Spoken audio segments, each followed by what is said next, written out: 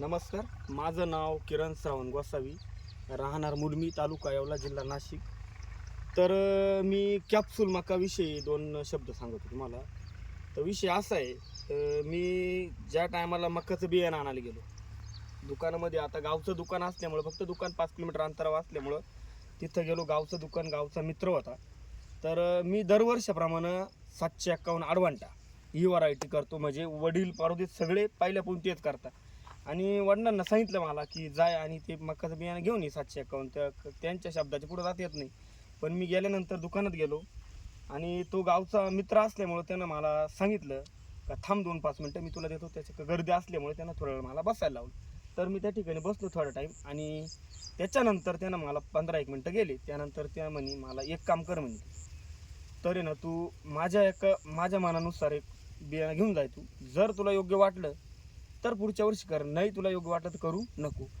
तर त्याला विचारून घेतलं मी, भाऊ जर मला त्याची अडचण आली का, मला उत्पन्न घटलं, ह्या गोष्टी मला काय, ते एक तर शेती आहे 4 एकर, त्याच्यामध्ये मग असं प्रॉब्लेम नको यायला. तो म्हणे विश्वास घेऊन जाय. त्यानंतर मग मी घेतलं त्याच्याकडून बियाणं. ठीक आहे म्हणलं, चालेल. वडिलांना फोन केला घरी, असं असं आहे म्हणलं बियाणं आणून राहिलो. ते म्हणे गॅरंटीचं असलं तर आण, नाही तर मग रिकामाला कार्यक्रम करू नको तू. मग त्यानंतर मग मी घेतलं आणि आलो. ज्या टायमाला मी ते पेरलं त्या टायमाला विषय आज झाला अळईचा विषय मी सांगतो मला. मी अडवंटा 751 पण केलेली आणि ही कॅप्सूलचं बियाणं आहे. या बियाणाचे मी 3 पिशव्या केलेल्या आहे. तर अडवंटाला मी 2 स्प्रे मारले तरी काय अळई कंट्रोल झाली नाही. विषय असा आहे, आपण तिला नाव नाही ठेवत, पण ज्या बाबतीत उत्पन्नाच्या बाबतीत झालं, अळईच्या बाबतीत झालं, या गोष्टीमध्ये खरोखर कॅप्सूल बियाणं एक नंबर आहे. आणि कॅप्सूल म्हणजे मी पहिल्यांदा स्प्रेमध्ये आपण ते तणनाशकमुळं ते स्प्रे करायचं कारण असं होतं, तणनाशक मारताना त्याच्यात नॉर्मली प्रॉक्लेन घेतलं मी फक्त, आणि ते प्रॉक्लेन आणि ते मारून दिलं तणनाशक. त्यानंतर त्या मक्याला अळई एवढी पण नाही, एवढी सुद्धा अळईनं प्रॉब्लेम दिला नाही. आणि आत्ता मका जस्ट मी 1.5 बिघा मका केली होती, ती मका आता काढून आणलेली.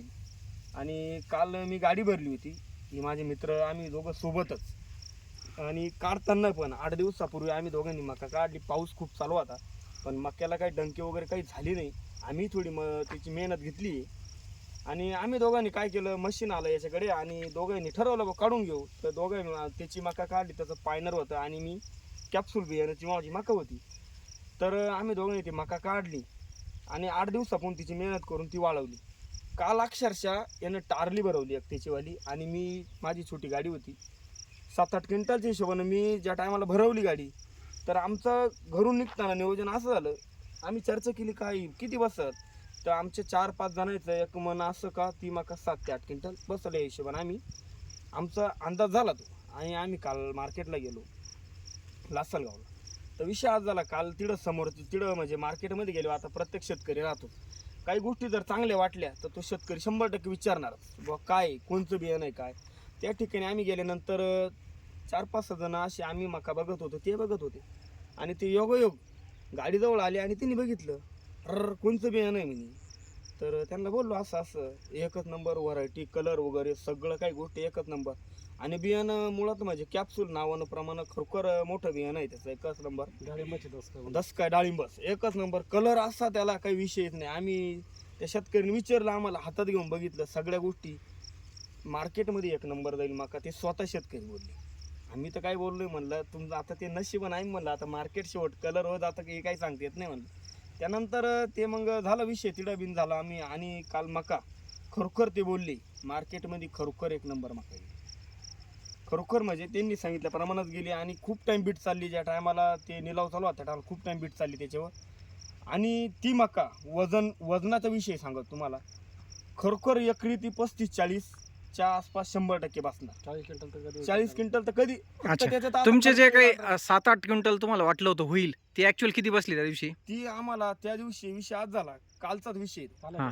आम्ही ज्या टायमाला गेलो काटा केला. आता गाडीचा अंदाज, वडील गाडी चालवता, मी काय चालवत नव्हतो, पण आम्ही दोघं भाऊ काल गेलो. आणि हा मित्र माझा हा पण होता सोबत, त्याची ट्रॉली होती, आम्ही सोबतच. ज्या टायमाला गाडी काटावर खाली केली, म्हणजे पहिल्यांदा भरतीची गाडी खाली लावली, तिकडे काटा झाला. तर मला गाडीचा अंदाज नसल्यामुळे मला समजलं नाही, म्हणलं असं 7-8 क्विंटल गाडी 12 क्विंटल बसल असा हिशोब झाला आमचा.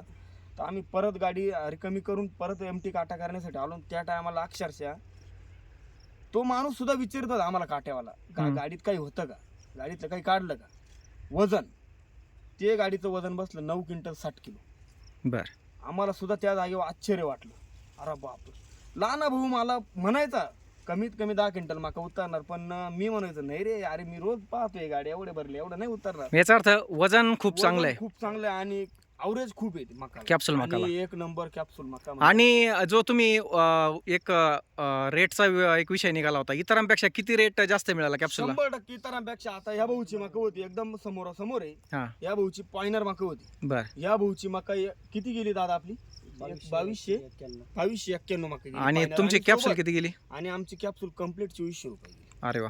कम्प्लीट 2400. ओके. आणि सोबत शेजारी जागाच मी पकडली याला टारलीसाठी. त्या गोष्टी अशा गोष्टी खरोखर तुम्ही एक टाइम कॅप्सूलचा अनुभव घ्या 100%. आणि मी पण आता पुढच्या वर्षी मी जे 3 एकर मका जी ॲडव्हान्टा केली ती सुद्धा पुढच्या वर्षी 100% कॅप्सूल करणार. नेवरती जे दुकानदार ज्यानं मला दिली त्याचं माझं बोलणं पण झालंय का मला पुढच्या वर्षी हीच व्हरायटी दी, हीच व्हरायटी 100% करणार मी. जेवढी 3.5 एकर आणि इकडं 1.5 एकर म्हणजे असं 4.5-5 एकर पूर्ण मक्का माझी कॅप्सूलच राहणार. एक नंबर व्हरायटी असल्यामुळे तीच मक्का करणार मी. धन्यवाद. माझं बोलणं संपवतो. धन्यवाद भाऊ. धन्यवाद. धन्यवाद.